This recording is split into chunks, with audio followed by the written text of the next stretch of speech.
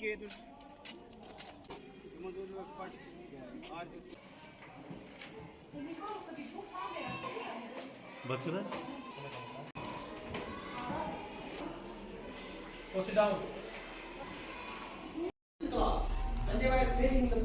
Adab, Sat Sri Akal. First of all, my name is Hoodlan. I'm a grade 10 student at Monarch Secondary School, Handwara. So I would like to say that सबसे पहला जो मेरा मोटो होगा सबके लिए, this is that कि जिनका भी during this all condition weather from any part of the country loss हुआ है कुछ भी मटीरियलिस्टिकली या किसी की लाइफ में कुछ प्रॉब्लम हुआ है, फैमिली का कुछ नुकसान हुआ है, तो उनके लिए कंडोलेंस हमारी तरफ से we are feeling the sadness of them on our behalf. उनके लिए हम बहुत सारी गुड विश भेज रहे हैं. May God bless them. And अगर स्कूल्स की बात करें, एकेडमिक्स की बात करें, तो देखिए इट वाज अ प्रॉब्लम बीच में, ऐसा कंडीशंस खराब हो गए कंट्री की, but it is all fine. We are really thankful कि हमारी जो इंडिया का ऐसा सिस्टम है, हमारे जो कश्मीर का ऐसा लोकल गवर्नमेंट है कि उनने काफी सपोर्ट किया, काफी अच्छे तरीके से इन चीजों को मैनेज किया गया है. इतनी भी पैनिक कंडीशंस में हमारे स्कूल ने बहुत ज्यादा सपोर्ट किया in between the conditions, whether it was about Zoom classes or providing us other sorts of help. With that, I would also like to thank the school body कि उन्होंने हमें ये भी अपॉर्चुनिटी दिया कि अगर आप में से किसी का कोई बैकवर्ड क्लास से है या किसी ऐसे बॉर्डर एरिया से हैं जहाँ पे आपको कोई प्रॉब्लम हुआ है, तो you can contact us. Love to help them. हम उनकी हेल्प करना चाहेंगे किसी भी टर्म्स में, in terms of money, in terms of food, cloth, anything. So really thankful and thankful to you all people. You came here to listen to our thoughts, to listen to what we are feeling. So really thankful to you.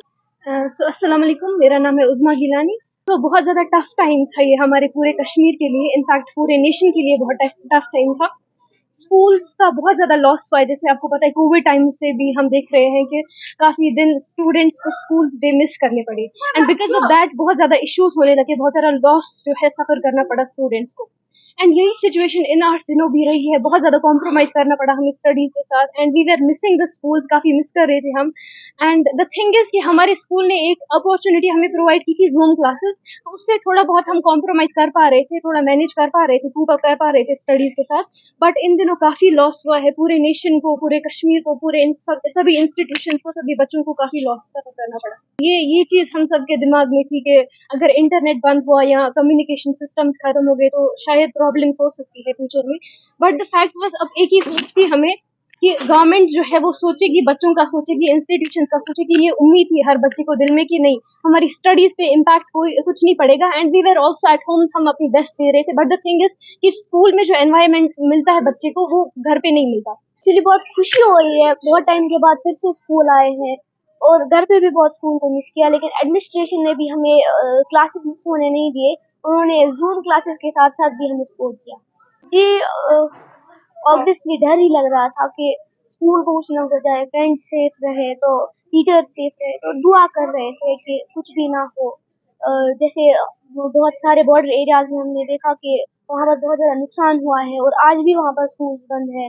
बहुत सारे घर उजड़ गए, बहुत सारी families के members चले गए. फिलहाल जिन कश्मीर की बात करूँगा, यहाँ पर जो जगह अभी बंद है, जहाँ पर स्कूल अभी बंद है, जहाँ पर स्कूल अभी वर्क में नहीं आए हैं, तो उनके लिए ये मैसेज देना चाहूँगा कि अगर आपके स्कूल अभी भी बंद है, लेकिन फिर भी आप अपनी स्टडीज को ना छोड़ें. अपनी स्टडीज जो है वो घर पे करें, ऑनलाइन क्लासेस ले, और एडमिनिस्ट्रेशन से बात करें कि वो भी हमें जूम क्लासेस अटेंड करवाए ताकि हमारी क्लासेस. अस्सलाम वालेकुम वरहमतुल्लाहि वबरकातुहू. जैसे कि मेरा नाम जुब्बार परवेज है.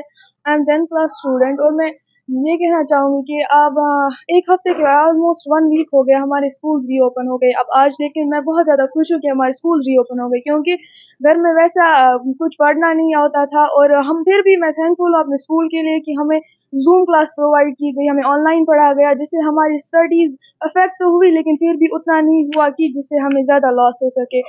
और जहाँ पे ये हुआ है, जहाँ पे नुकसान हुआ है, we are feeling very sad for them.